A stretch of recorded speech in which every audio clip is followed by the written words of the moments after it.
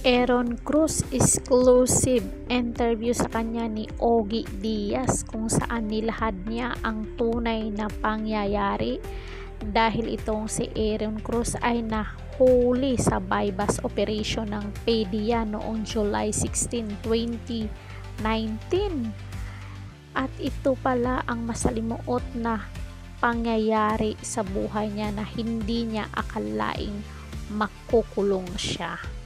Mga marites, bago kayo mag-comment, panoorin nyo ang video to hanggang dulo para malaman nyo kung ano ang totoo. Si Aaron Cruz ay isang model sa gandang lalaki sa It's Showtime. At itong si Aaron Cruz nga ay nakulong ng 5 taon sa kasalanang hindi niya naman ginawa. Kasi na-frame up itong si Aaron Cruz at grabe ang pangyayari sa buhay niyang hindi niya inaasahan. Na-frame up siya sa kaibigan or kakilala niya lang sa FB na palaging nagme-message sa kanya na meet up tayo. At pinaunlakan naman to ni Aaron dahil nakukulitan na daw siya sa isang girl. At nung nagkita na sila, doon na ang pangyayaring hindi niya inaasahan. At yun pala ang huling pamamalagi niya sa labas dahil makukulong na pala itong si Aaron. Hindi nga niya makalimutan ang masalimuot niyang karanasan dahil na frame up daw umano itong model dahil nung time na yon ay parating na ang SONA ni Pangulong Duterte. Ayon sa salaysay ni Aaron, gusto daw ng PDEA na makahuli sila ng celebrity or modelo.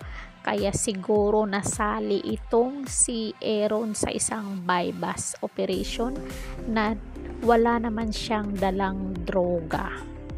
Kwento din niya yung pinagdaanan niya doon sa kulungan na sobrang hirap daw, pati pagkain, yung maliligo ka na sobrang liit ng banyo, at yung sa pagtulog mo na parang tulog manok.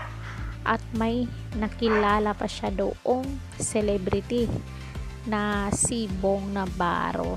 So, 'di ba? Nabalitaan natin dati na nakulong din to si Bong Navarro dahil sa panggagahasa umano kay Denise Cornejo na hindi naman ito totoo.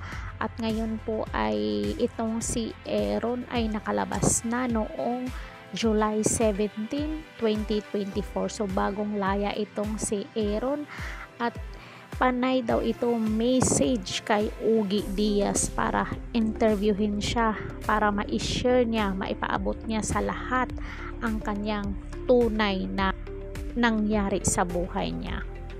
Sa ngayon ay nakalaya na nga itong si Aaron Cruz noong July 17, 2024. So 5 years siyang nakulong sa sala na hindi naman niya ginawa.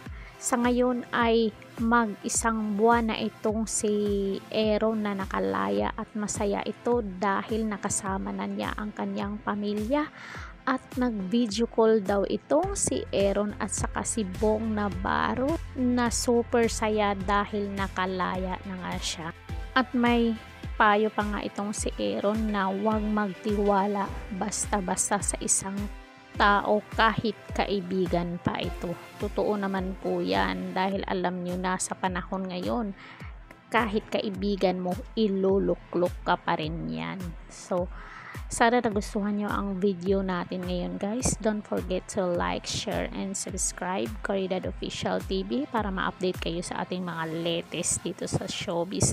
Anong masasabi nyo dito sa kay Aaron Cruz? Masaya po ako sa kanya dahil nakamit na niya ang hustisya at acquitted nga to si Aaron Cruz. And hanggang sa muli, God bless us all. Thank you so much.